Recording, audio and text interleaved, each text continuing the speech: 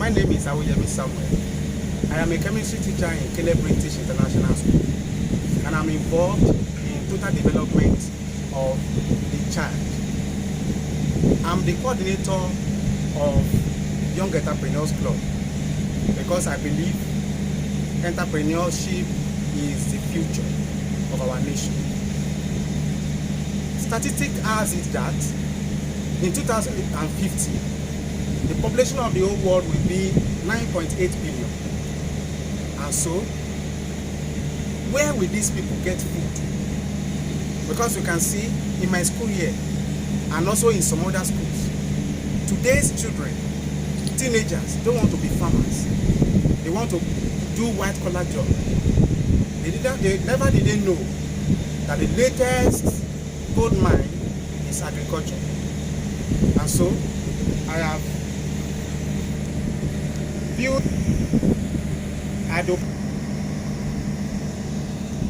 and so I have engaged my students in Young Entrepreneurs Club on this entrepreneurial activity. This is what we call STEM farm in my school, but actually is a hydroponic farm. Hydroponic farm is a farm that uses only water for planting of crops. And so we have used water here and some other materials to bring about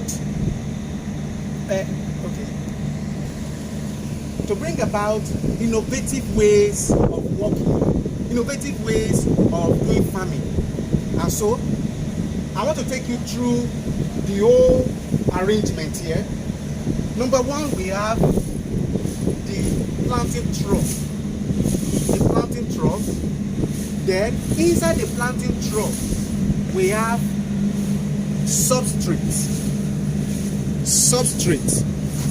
This is what we call substrate, which is made up of carbonized rice husk and coconut fibers.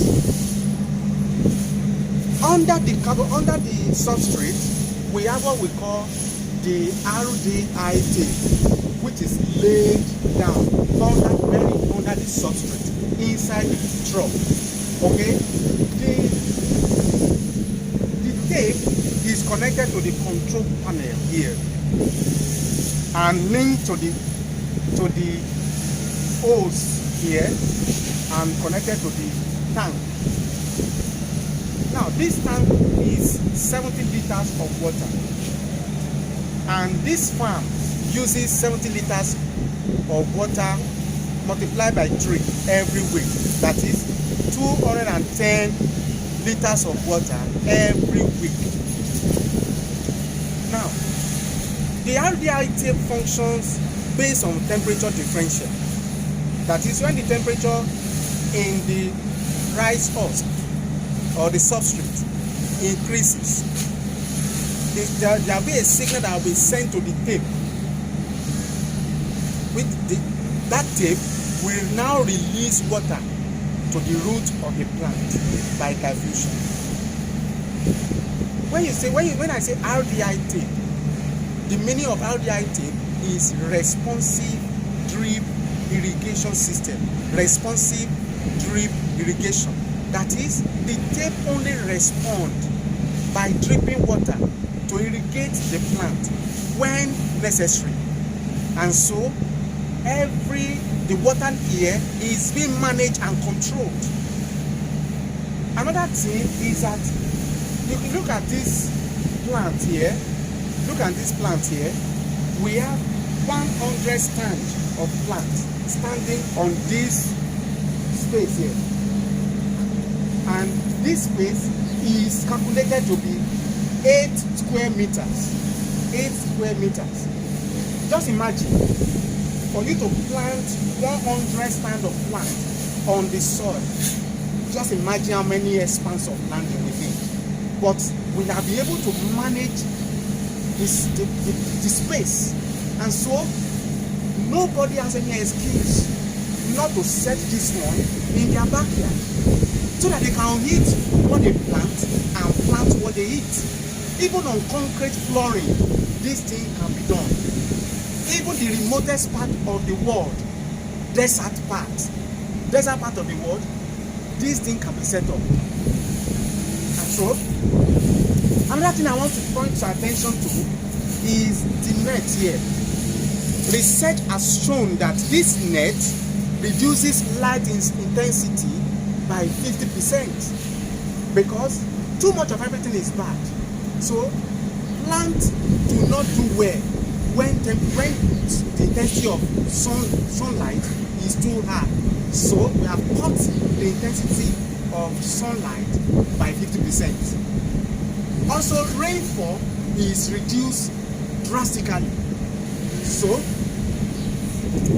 another thing I want to look at is that in this farm we use organic nutrients. So that means it is very nutritious and safe for consumption. Very nutritious and safe for consumption. Another thing is that using this hydroponic farm, planting on this hydroponic farm saves space, saves water, and there is quicker yield of produce. Normally, it has been researched that tomato take 3 months to yield fruit after transplanting. But I transplanted this with my student, the student in year 8, GS2. They transplanted this plant on the 6th of July, which is my birthday. And after 2 months, it has started bringing fruit, as you can see here. So that means it has shortened the span of production by 1 month. Come around here. You will see there is fresh. It's very fresh, and now the students are so fascinated by this type of farming because before now in my school, students offering agric, they are few and far between. Like the data I collected from the school management, one student are offering agric in the class of 20, one student offering agric in the class of 15. That narrative has to change. Students must be interested in farming. They must pick up this as a vocation because that is the future of the world. That is the future of where the world is going. Pastor Emma. So I have decided to practically enthuse them to embrace farming, to embrace agriculture, because that's the future of the world. The 9.8 billion people that will be in the world by 2050 will eat something, and this is the time it begins, so that we will not be having food security challenge. And if we want to depend on land and all that, we are going to encroach into the rainforest, which is going to still have detrimental effects on our world.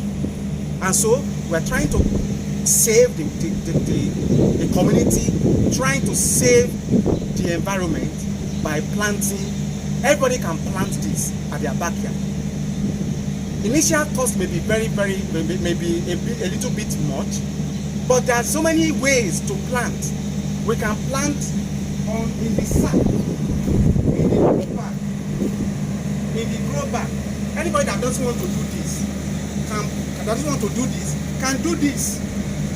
The only thing is, eat what you plant and plant what you eat. Don't depend on others for your survival. And that is the campaign we are embarking on in Young Entrepreneurs Club. The students are so fascinated by it, and in fact, some of them have set up this kind of farming in their homes. That is the level of our campaign, our advocacy. And another thing is that as a result of our advocacy and campaign, one of our students in GS2 was invited, was featured on a conference during the International Youth Day on last month, and he presented a paper about building interest in farming or building interest in agriculture, the new gold mine. And this presentation has attracted the United Nations Information Desk, and very soon they'll be coming to this school to even have a bigger view of this, and also because this farm was presented to them that day virtually, but they want to see it in real life and also to have a good collaboration with our school here. That is my agenda, and that is I'm going to take it to the next level by designing curriculum for youth from age 10 to age 18 to be able to set this kind of farming up. The agenda is this: they will learn practical way of modern farming. Number 2, they will learn how to do business plan. Number 3, they will learn how to write business proposal. Number 4, they will learn how to design pitch deck and how to present confidently and effectively to investors, and how to access funds for agri, to be able to set their own, to be able to set up their own farm in their respective location. The bottom line is we must make this an emergency, and we must embark on an aggressive publicity for this kind of modern farming, so that our world will be safe from food crisis that is looming on us. Thank you very much for your time. God bless you.